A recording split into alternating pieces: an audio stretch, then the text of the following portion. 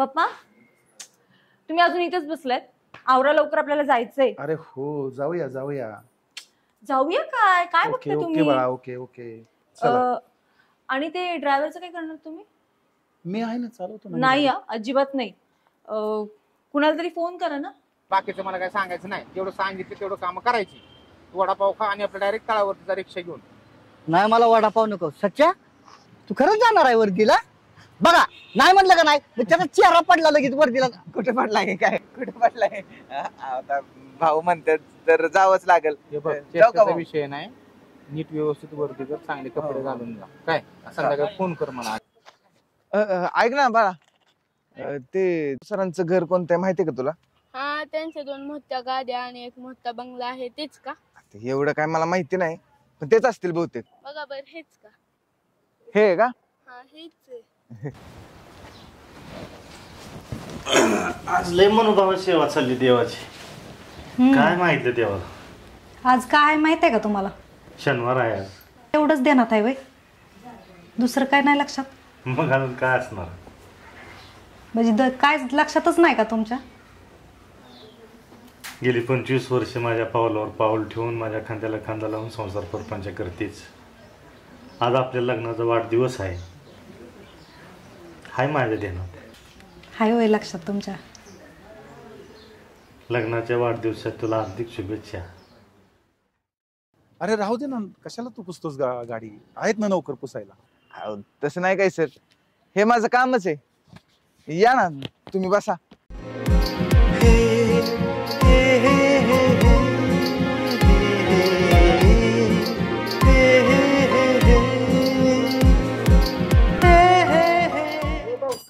काय करताय तुम्ही? गाडी पुसताय होय? अरे आपली गाडी म्हणलं आपणच पुसलं पाहिजे बाबा, लक्ष्मी आपली. राहू द्या, मी पुसतो. राहू दे, मी पुसतो.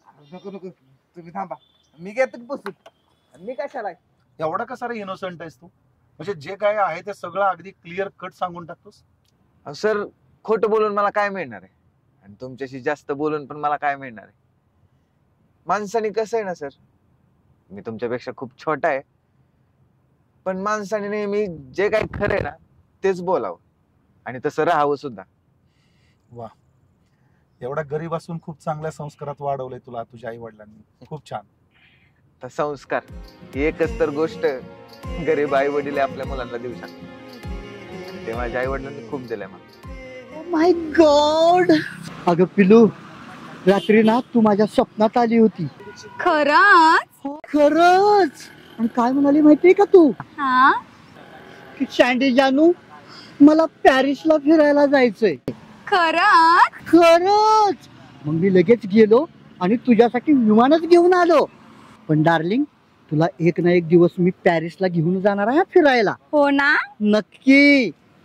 अरे शिवाभाऊचा हात आहे तुझ्या पाठीवर, तुला कशाचीच काळजी नाही, ध्यानात ठेव. काय भाऊमुळे तर एवढं सगळं होतं. लय फार मोठ्या माणसाचा हात आहे तुझ्या पाठीवर. होय ना? झालं का? भागलं का एवढ्याने? काय झालं? काय बसा. झालं? लगा खाल्ल्या आणणारा तर जागला का? अरे काय झालं सँडी, असं का काय बोलतोय? झालं? माझ्या आधी ह्याचं प्रकरण कसं काय मंजूर करायला लागला तू?